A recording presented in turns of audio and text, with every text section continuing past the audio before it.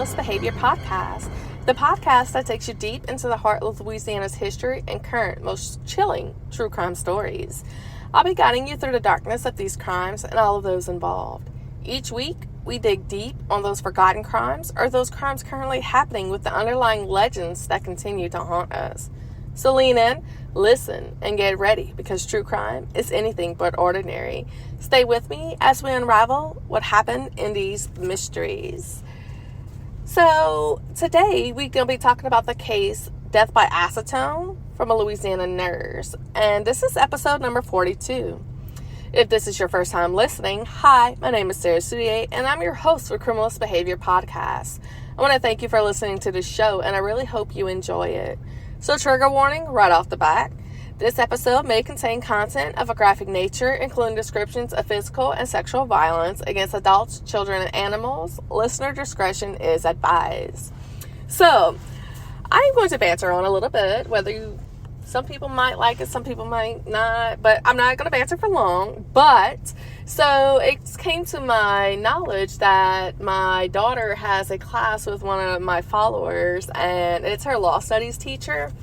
And they were discussing about different serial killers and stuff in the case, in different cases. And my daughter actually did hers on, the BTK, the Blind Torture Killer. And then, she was telling her teacher that I have a podcast. And her teacher's like, wait, what's your mom's podcast? And then she told her, Criminalist Behavior Podcast, and gave her the website, and she's like, oh my god, I follow your mom, I listen to her, I feel like I'm in a room with a celebrity. Dude, that just made my day. I was sitting at work when my daughter FaceTimed me, and I was like, holy hell, that is freaking awesome. So shout out to you, whoever you are, my daughter's law studies teacher. I'm glad to have you as a follower, and I really appreciate it. So if you want to talk with me, I'm all here. I'm open for it. But there's also discussions that my daughter made a joke about me because y'all know I have this lovely accent, right? I can't control it. I moved to Texas. I developed this accent. But apparently, whenever she told her whole class that I started off my podcast with, hey, y'all, everybody just busted out laughing. Look, I am from the South. I am born and raised Louisiana. I did move out a little bit, but you can't take a girl out of her Louisiana roots. But I did develop this lovely accent that people like to make fun of all the time because I don't sound like I'm from South Louisiana. That little flat accent hey, hi, ham, whatever. But long story short, I had to get that out because I really was just holy hell, that was awesome. So I love to hear from my listeners, and I thank y'all so much for all the just love and just listening. I mean, I really, really, truly appreciate it. So with that being said, let's jump on into today's case. Like I said, it was death by acetone, and it was from a Louisiana nurse, okay? So Courtney Marie Perkins and Brian Jonathan Seilhammer became engaged in October of 2014. Courtney just graduated from Goodwin College with her bachelor's degree in nursing, and Brian received his bachelor degree in science in molecular and cell biology from the University of Connecticut. Brian joined the U.S. Air Force and became an instructor pilot after he finished earning his bachelor degree. The couple got married the following summer in 2015, and at that time they were living in Del Rio, Texas. In 2017, the married couple decided to move to Bossier Parish in Louisiana. Courtney became a registered nurse with the state of Louisiana, and they eventually had a son in the year 2018 named Silas Ryan Seilhammer. And I found sources that state that there was a 15-year-old son. Not sure if it came from Courtney or Brian previously, or if it was their biological child. But needless to say, there was a 15-year-old child that was also in the care of Courtney and Brian. Everything looked perfect, like the perfect little family from the outside.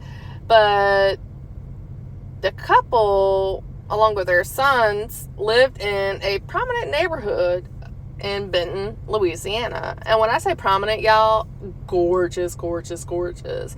When you think of South Louisiana, you don't think that they have these gorgeous homes like this, but in these prominent neighborhoods, Lord Jesus, they have these beautiful mansion-like houses. And they moved to the 200 block of Danielle Drive in Benton, Louisiana. The house was purchased for $315,000, and it was a 3-bedroom home with a living area square footage of 2,767 square feet. Yeah, it's a big house, okay? Benton is a town in Bossier Parish, Louisiana, and the population at the time was about 2,048 people. And the town is actually named after the 19th century USS Senator Thomas Hart Benton. He was a Democrat that came from Missouri, and he was actually an ally of the U.S. President Andrew Jackson. Yeah, y'all heard of him? I mean, come on. A freaking descendant of President Andrew Jackson, who was the senator, okay? Benton has a Cypress Black Bayou Park, a recreation area, Cypress Zoo, and Heritage Village, a sports complex, a day spa and salon, and actually have these prominent homes that's like priced at $500,000 and above. Okay, y'all gonna see whenever I post these pictures of this lovely neighborhood just how immaculate this looks. You don't think this is from South Louisiana. So detectives were called to the 200 block of Danielle Drive in Benton, Louisiana on October 14th, 2019. And the caller indicated that her baby was dead. The Bossier Parish detectives began their investigation following that call of a deceased baby at the residence. And an autopsy was performed because although it was a young child at the age of 1, they really ruled out SIDS, which is sudden infant death syndrome for those living under a rock. But an autopsy was performed along with toxicology, and it was determined that the baby died of renal failure due to acetone intoxication. Detectives investigating the case stated that Seilhammer was a registered nurse with Louisiana, and whenever they arrived to the scene, she wasn't distraught, she wasn't crying, she wasn't screaming, she wasn't doing none of that. She literally, calmly handed over her son to the medical personnel. Very strange. Medical personnel said that the child was possibly in a stage of rigor. So, what? You called after rigor done set in. Red flag number 1. During a search of the home, investigators found tramadol crushed up as if someone was snorting the drug. And Courtney stated that she crushed it as she was taking this medication to ease her stomach. Now, tramadol is a pain reliever. How is this helping your stomach? I mean, I get whatever. Why are you crushing it up? That's just abnormal, first and foremost. But I guess to each his own.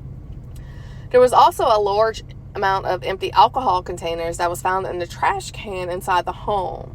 Courtney denied anyone in the house drank besides her, and she only drank on the weekends. She told investigators that her child may have been in the bathtub and possibly got into a bottle of aspirin. She appeared incoherent, and her statements were just not making sense. Deputies said that they smelled alcohol coming from her breath and on her clothes. They also noticed that towels on the back bathroom floor, and there was actually water inside of a tub. During an initial interview, Courtney said she found Silas with shallow breathing just before she called 911, and she laid him down in his crib. Now, I don't know about you, but if my son is really shallow breathing and I'm a fucking nurse, I'm going to do whatever the hell I can to, make him breathe normal again. Or, hello, here's one, bring him to the fucking hospital, contact 911, immediately. Don't lay his ass down in a crib. What the hell are you thinking? No. So she admitted to drinking 2 glasses of wine that day, and she didn't have anything to eat. And whenever they tested her toxicology, her blood alcohol level measured at 0.190%, which is twice over the legal limit to drive a car, because in Louisiana it's 0.08%. That's the highest it can be. So Courtney stated that Silas had got into some aspirin possibly, and she left it on the edge of the tub. So number 1, 1-year-old, you're leaving unsupervised in a tub with water. Number 2, you have a bottle of aspirin on the side of the tub, knowing this is a 1-year-old. Where's the common sense? What the fuck are you thinking? You're better than that. You're a fucking nurse. You know better than that. You see this shit happen all the time in the hospitals and stuff. What the hell are you thinking? I know you had to do case studies whenever you were, like, becoming a nurse. I know, because I was doing the whole nursing thing. You have to do that. So Courtney stated that Silas may have gotten into the aspirin she left on the side of the freaking tub, and she said that she retrieved one of the aspirins from his mouth. She admitted to leaving him unattended while she was out just doing chores in the home. You removed the aspirin from his mouth. That should have been like, shit, I don't know how much he took. Let me get him to the ER, maybe give him some charcoal administration, whatever they may need to, run some fluids, flush out his system, right? That's what any normal person would freaking do. But the Bossier Parish detectives obtained an arrest warrant for Courtney because they received the autopsy results. And the autopsy results stated that little Silas, 1-year-old, died due to acetone intoxication. So Courtney was arrested Friday morning on October 19th, 2019 for the death of her 1-year-old child, Silas, without incident, and she was transported to the Bossier Maximum Security Facility under a $500,000 bond. The arrest came after that 2-month-long investigation. A license check showed that prior to this incident with her son, Silas, she didn't have any disciplinary record on her criminal background as well as in her nursing career. An autopsy has shown that the 1-year-old died of kidney failure from acetone intoxication, and that Courtney was accused of this. One, I mean, you admitted firsthand you left your 1-year-old unattended in a bathtub full of water with a bottle of aspirin right by. You pulled his aspirin from his mouth, but now he got acetone intoxication. Clearly, you're not watching your child at all times. And at 1 year old, you know they're into everything. Everything. So, you already told on yourself that you're not capable of taking care of this 1-year-old child. So, they arrested her after they got the results from the autopsy, and they arrested her on a charge of second-degree murder. The statement on Friday, October 19th, did not give the baby's gender or say how the child came to swallow this acetone, whether it was just coming into contact, breathing, or touching the chemical, which can get into the body through the skin. It was not clear whether Courtney had an attorney who could actually comment on this case at that given time. A Bossier Parish detective stated that Courtney was accused of poisoning the death of her toddler son because they found evidence stating this. On a search of Courtney's computer, they found that there was a search stated, how long to wait before calling 911 before an infant dies? And according to information presented, this is what they found on Courtney's computer. And despite this attorney that was actually hired later on, they stated that Courtney posed no flight risk and was not a danger to anyone, so she should be eligible for a bond reduction. So her lawyer is trying to fight for her bond to be lowered from the $500,000, but a district judge didn't agree. She remained in the Bossier Maximum Security Facility on that $500,000 bond, which, thank God. According to a motion by Courtney's lawyer, Catherine Gilmer, Courtney said that she needed to be released to be able to take care of the couple's 15-year-old son when her husband is deployed. Because remember, her husband is in the Marines. And according to Courtney's lawyer, Gilmer, she stated that the bond was really excessive and Courtney lacked the financial ability to pay it. But if it was lowered, then her husband and parents could actually pay for that bond. This just angers the hell out of me. I don't even care if you fed your child acetone or if it was just pure neglect because you wasn't watching your damn child. The bond at $500,000, you're lucky it's that fucking low. You shouldn't even have a bond because obviously there's neglect. There's literally neglect in this case. What you need to be taking care of a 15-year-old for anyways? Yeah, clearly are not allowed or can even partake in taking care of anything besides your damn self with your alcohol issue and tramadol, snorting tramadol. So let's not get into it. So Courtney's husband was deployed in an active Air Force mission, and he actually was able to make it to Courtney's court appearance. He anticipated that he would actually be deployed in July, and this actually factored into the reason why Courtney and her attorney was requesting for a lower bond, because they needed the 15-year-old son to be able to have someone to watch over him.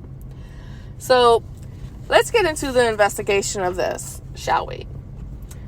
Acetone, in case you're living under a rock, is commonly used as a nail polish remover. And a bottle of this acetone was found in a makeup caboodle that was found in the home.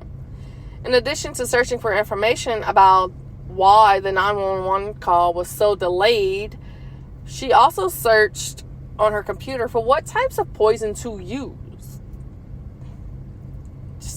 Just sick. So they sought information. The investigators sought information from a Provo company that makes baby monitors to assist them in this investigation.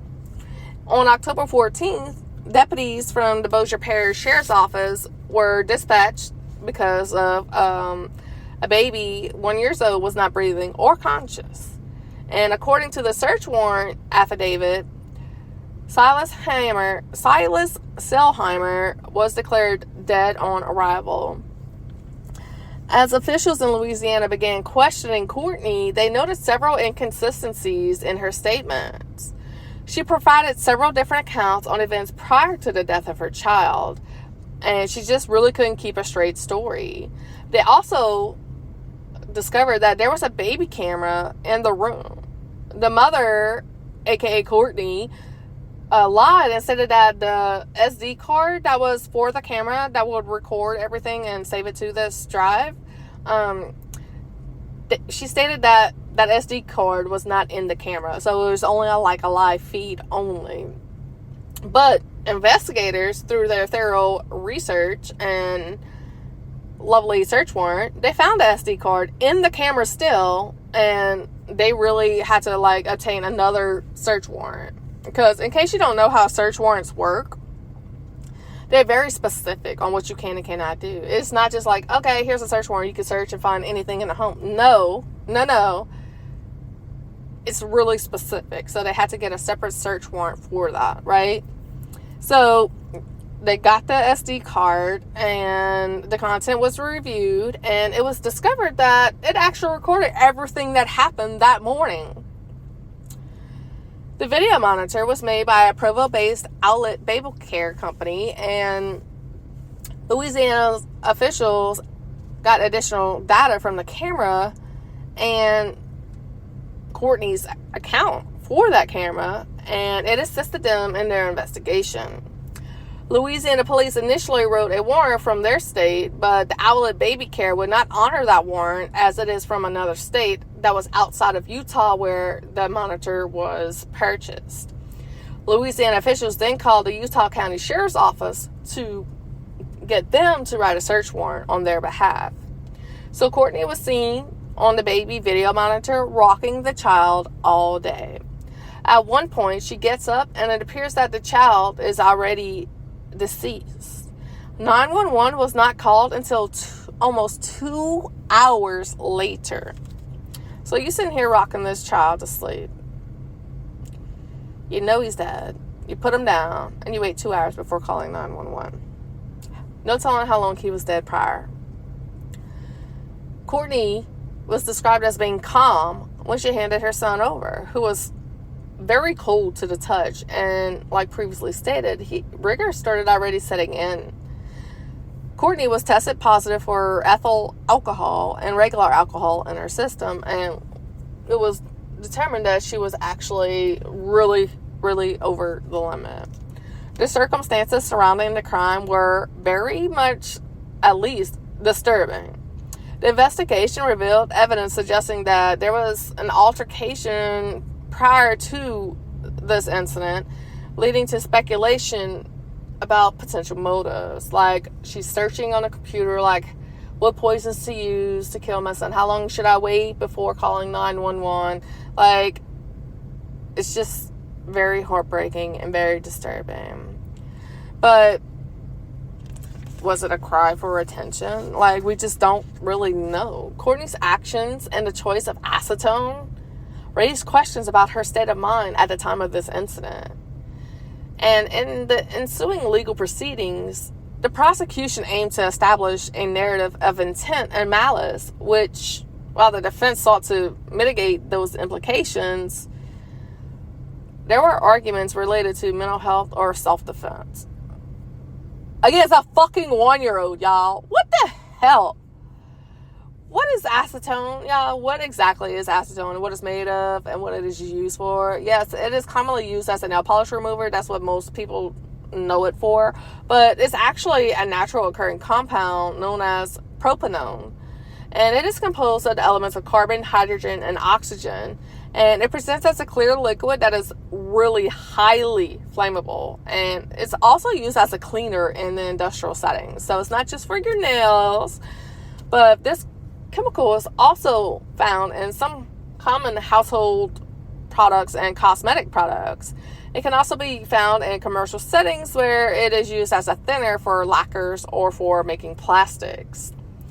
It is colorless liquid that is also known as propanone, and it's generally recognized as safe in certain concentrations with a low toxicity, but again, it indicates that it is highly flammable.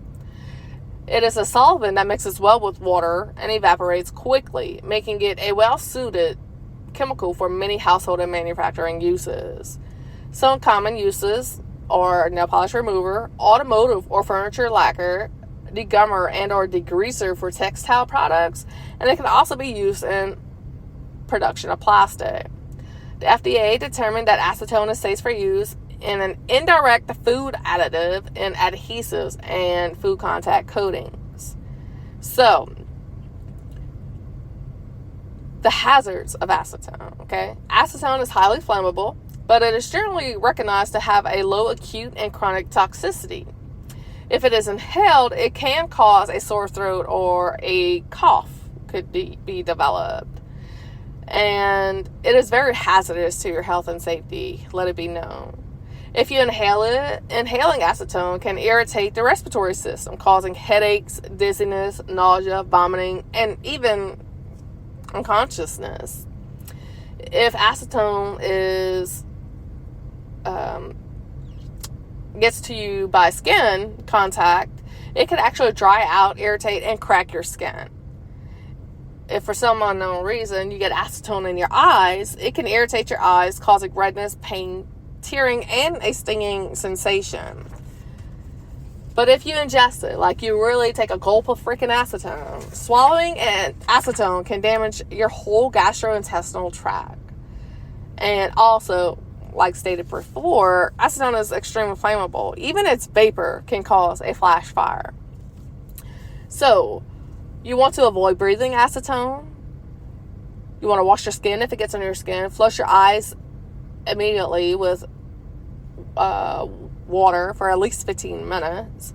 You want to move to fresh air if it's highly able to be inhaled, and you want to seek medical help if you're exposed to a high concentration of acetone and you have trouble breathing and or other severe symptoms. So chronic health effects on acetone. These are the long-term health effects that can occur sometime after you were exposed to acetone in a high dose, and it can last for months or years. So there's a cancer hazard. It has been tested for its ability to cause cancer in animals. And there's a reproductive hazard where there's limited evidence that acetone can damage the male reproductive system, including decreasing the sperm counts, and it also affects the fertility of females. So I'm going to get in depth in this because this child suffered from this, and it's not just the skin contact or anything to this nature.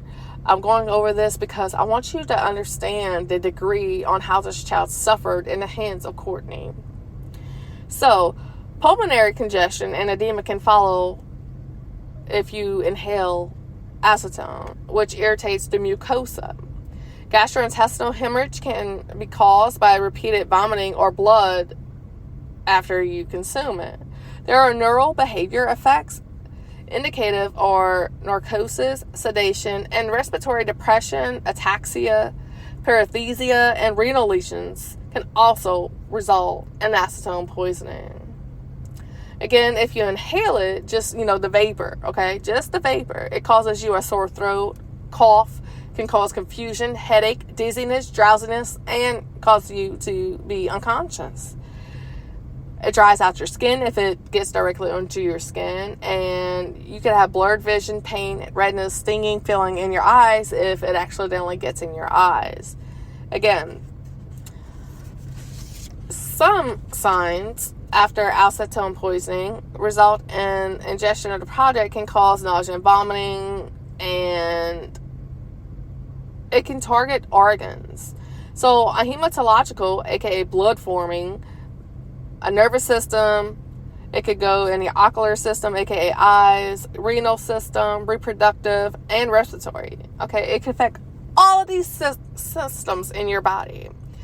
There are liver and kidney function tests that can be done if there's overexposure of acetone suspected.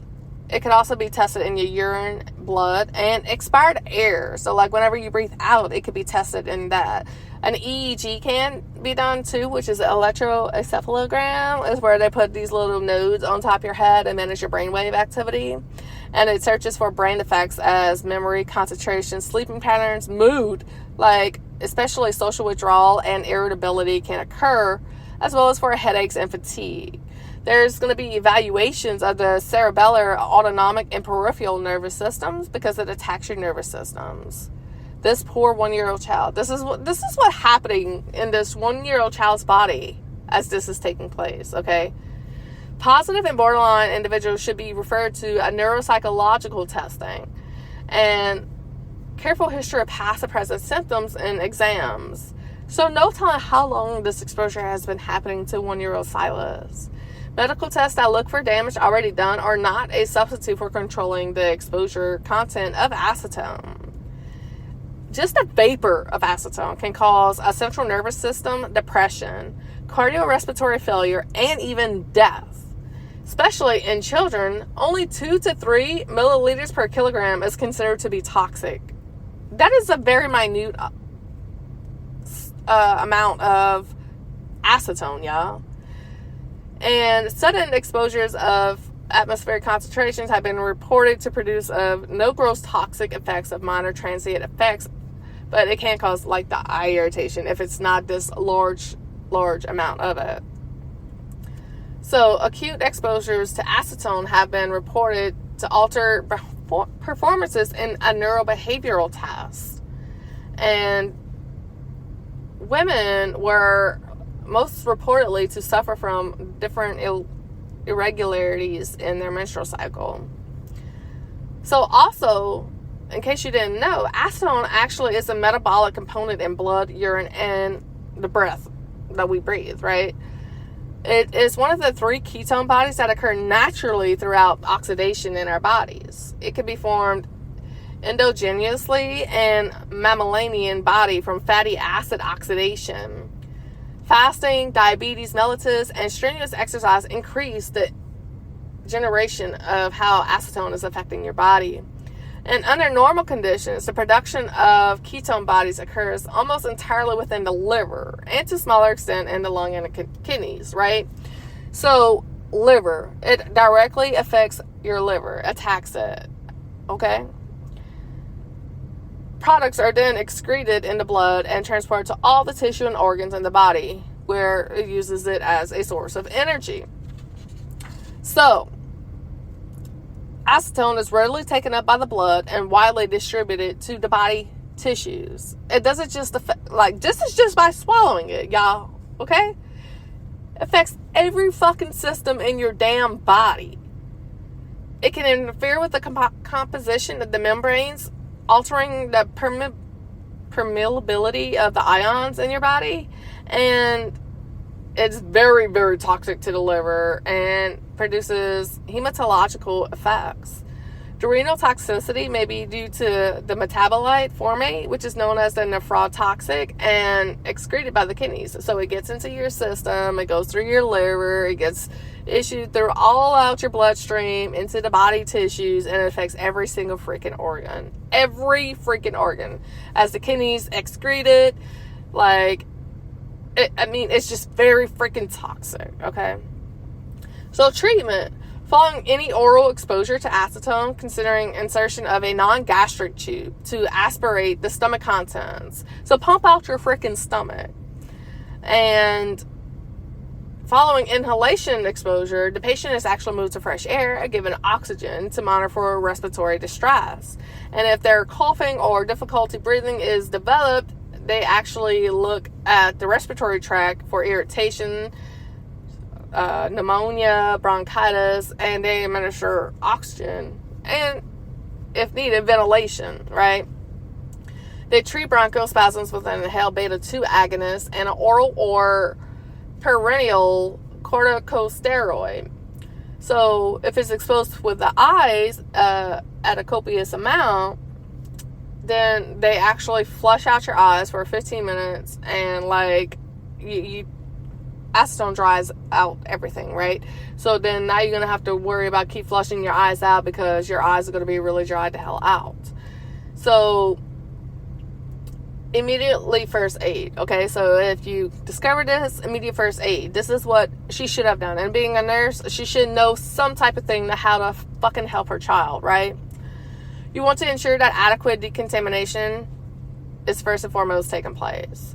And if the child or person is not breathing, you want to start CPR immediately with if possible, with a resuscitator bag, a valve mask-like device, to be able to, pump air into the child or the person for that matter while performing CPR or doing the chest compressions.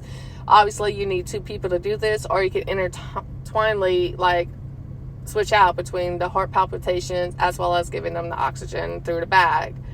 If the person starts vomiting, you want to lean them forward or place them on their left side, head down position if possible, to maintain that open airway and prevent them from aspirating on their vomit. You will also want to keep the patient quiet and maintain a normal body temperature. And you want to seek emergency help immediately. So basic treatment, if it's just a little exposure, any little exposure of acetone can be highly dangerous, but you want to establish an airway if needed. So maybe a tracheotomy, ostomy need to be performed, but you want to suction if necessary. You want to watch for signs of respiratory insufficiency and assist with ventilation if needed, giving them oxygen by a non-rebreather mask or through any other means necessary. Do not use emetics. And for ingestion, for ingestion, you want to rinse out the mouth and administer 5 milliliters per kilogram up to 200 milliliters of water for dilution if the patient is able to swallow and has a strong gag reflex. And you want to possibly administer the activated charcoal, which is what is commonly used for drug overdoses or whatever, to pump the child's stomach, or person's stomach out for that matter, and it actually makes them vomit all the stuff up that was in there. But I mean, with acetone and adhering and being water soluble, it literally is already affecting your entire body and your organs because it's in your bloodstream immediately. So advanced treatment is considered, you want to do a orotracheal or nasotracheal intubation for the airway. So you want to put in a breathing tube and do the ventilation techniques with a bag valve mask, or, something else. You also might want to use albuterol or something else for those bronchial spasms, and monitor the cardiac heart rhythm and treat for any type of arrhythmias. You want to start an IV and administer the D5W SRP to keep open minimum flow rate, and you want to use saline or something else to that nature, like a lactated Ringer's LR, if signs of hypovolemia are present. And for hypotension with signs of hypovolemia, you want to administer fluids very, very minutely. So you don't want to hurry up and just pump these fluids in. You want to do it at a very, very slow pace. And you want to also watch for signs of overloading them with fluids.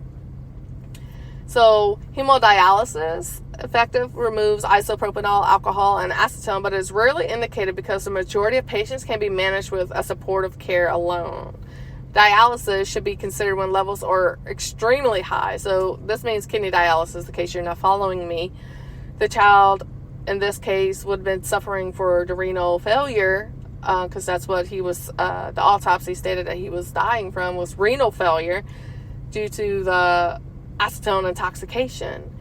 So past the point of dialysis at this point, and hemoperfusion and repeating doses of charcoal could actually eliminate this from affecting the body if caught at a reasonable time. But obviously this was not the case for Silas. So on October 22nd, 2018, the state filed a notice of appeal seeking to appeal an order entitled An Order on Motion to Recuse and a Jeopardy Motion for Dismissal of this case for Courtney. The notice of appeal stated it was being filed due to the fact of the Texas Code of Criminal Procedure, which authorizes an appeal by the state of an order dismissing an indictment, information, and or complaint, or an order sustaining a claim of former jeopardy. So they're stating, based off the fact that she didn't have a criminal record prior, they're trying to recuse this and trying to dismiss this.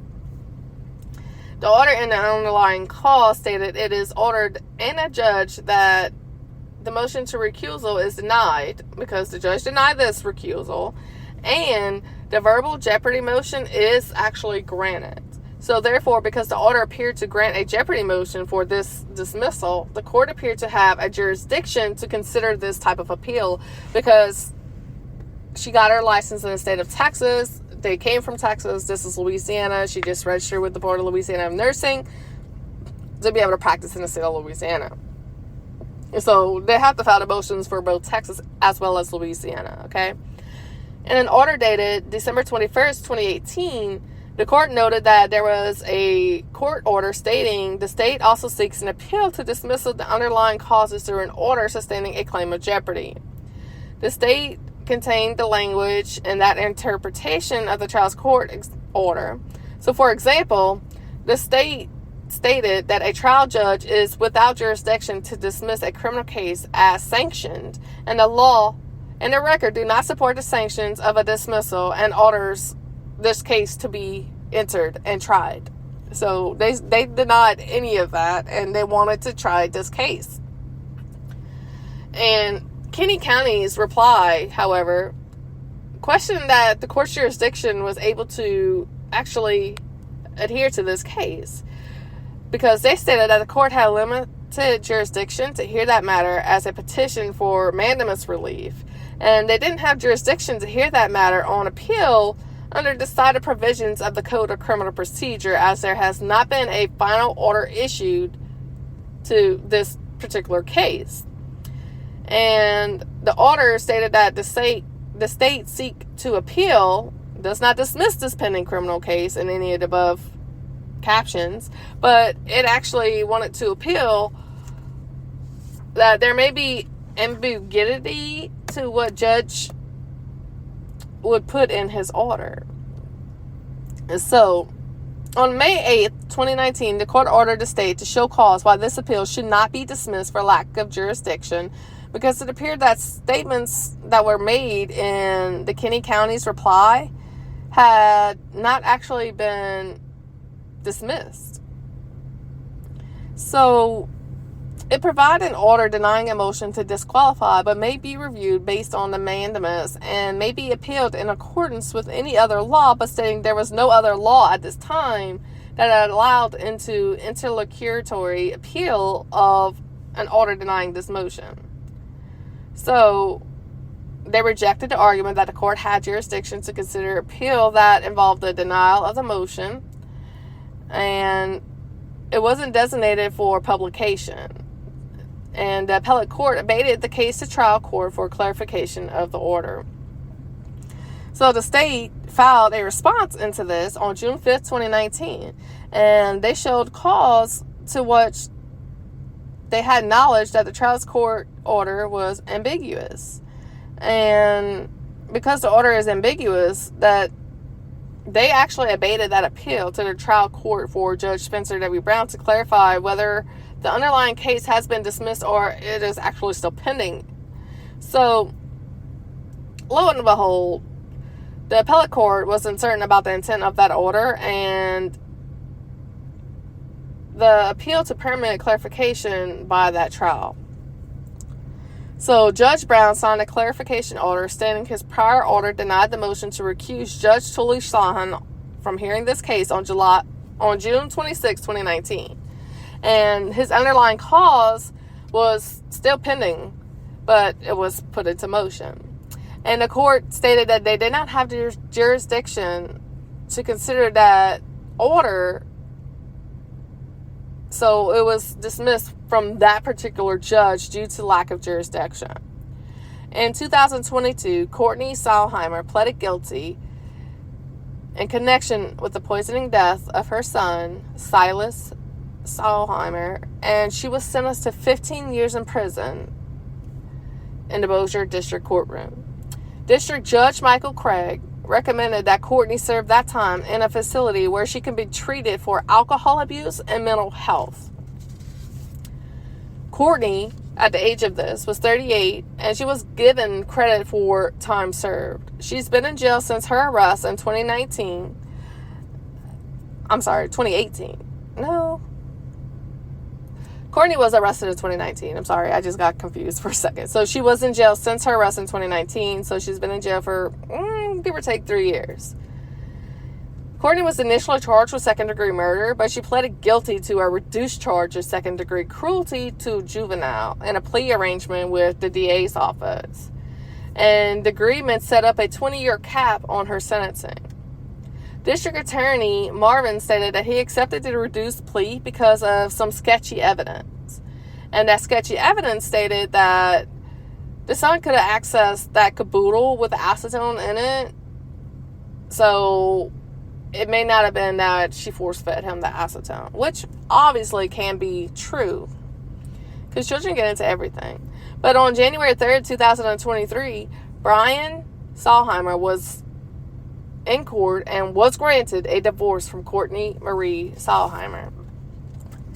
And on October 2nd, 2023, which is another whammy, so 2023 was a heck of a year for Courtney, because not only did she get divorced, but the Texas Board of Nursing revoked her license. And they sent a letter with the following: we previously provided you with a notice that an investigation was being initiated into the following alleged violations of the Nursing Practice Act and or board's rules and regulations relating to nurse education. On or about October 17, 2022, you pled guilty to and were convicted of cruelty to a juvenile, second-degree felony offense in the 26th Judicial District Court of Bossier Parish. And this was because of the Louisiana under cause number 222284. As a result of the conviction, you were sentenced to confinement in the Louisiana Department of Corrections for a period of 12 years. We have received information confirming you are physically incarcerated at the Louisiana Department of Corrections starting on January 30, 2023, based on your conviction to cruelty of juveniles, which is a second-degree felony offense. Therefore, pursuant to Texas Occupations Code, Chapter 53.021, Section B, Permanent Registered Nurse License Number 863746 has been revoked by operation of law as of January 30, 2023, the date that your incarceration commenced. You are entitled to a formal complaint, notice of hearing, and a hearing in which you may present evidence to show that you are not physically incarcerated or have been physically incarcerated due to a felony conviction or felony probation revocation. You are also entitled to representation by attorney if you desire. In the event you are not physically incarcerated or have been physically incarcerated, your written request for a hearing before the State Office of Administrative Hearings must be received in their office within 20 days of receipt of this letter. So her license was revoked due to her being sentenced. Courtney Marie Seilhammer, she remains in jail under the second-degree cruelty to juveniles. And on September 30th, 2024, there was a motion filed to release her property. And as with many cases that cross our path, the truth lies hidden beneath layers of emotion and deceit. The outcome of the trial served not only as a resolution for this family who lost young Silas, but also as a stark reminder of the darker inclinations of human nature. Through the legal complexities, we require further investigation into all the particulars involving this, and we cannot help but reflect on intricacies of motivations that drive individuals to commit these heinous acts. Y'all, what would produce this? Obviously, she had a mental something was going on. I mean, was it the fact that her husband was deployed all the time, that she was at home taking care of this 15-year-old and this 1-year-old, that it got to her? Nursing career can be very demanding. You are asked to work these long hours. And she obviously couldn't cope with it because she, even though, let's just say it was a weekend and she only drank on the weekends, obviously she drank too much. Her child didn't deserve this. And at the end of the day, this family needed this justice, but we're still here without little 1-year-old Silas. We never know what he would have became, how he could have affected this world. He would never be celebrated. He would never have a second birthday. Nothing. The family was robbed of that due to Courtney's inability to care for her child. So if you enjoyed our show, please rate and review us on any of your podcast apps: Apple, Spotify, iHeart, YouTube, Amazon, Wondery, wherever you listen to your podcasts. And be sure to come back next week for another glorifying case. Until then, this is your host, Sarah Soudier. Don't forget to like, share, follow, and subscribe to Criminalist Behavior, a Louisiana True Crime podcast. And for the love of Jesus, if you are incapable and life is just too much for you, seek some help. That child did not have to go through that. Y'all heard firsthand how little Silas's body at 1 year old was affected by acetone.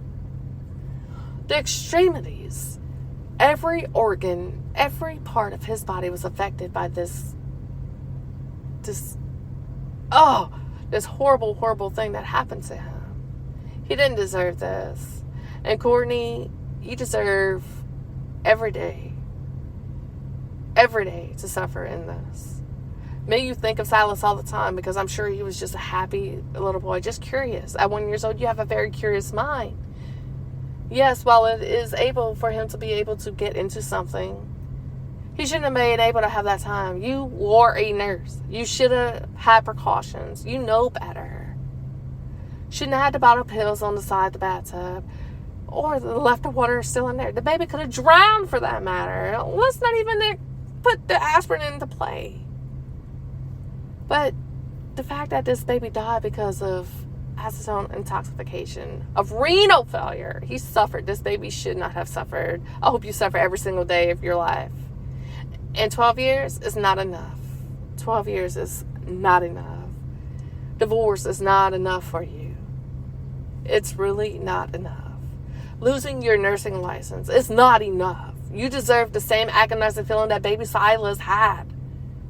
He should not have done that. You were supposed to be there, his lover, his protector, his mom. But instead, you helped assist in killing him. That is just horrible. Y'all, I really want to know how y'all feel about this particular case. Well, I mean, I'm sure y'all have the same, like, what the fuck mentality as I have. But mental health is not okay. That is not a reason for you to be justified in killing your son or having this happen. Please be mindful. Watch your damn children. Do what is right. Should have sought help immediately, especially if you so-called pulled an aspirin from his mouth.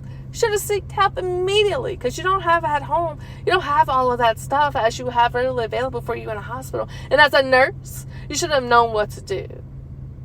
I am so heartbroken that Silas, at 1 year old, could not finish enjoying his life. It really freaking affects me. Children's deaths are the hardest. I just can't accept it.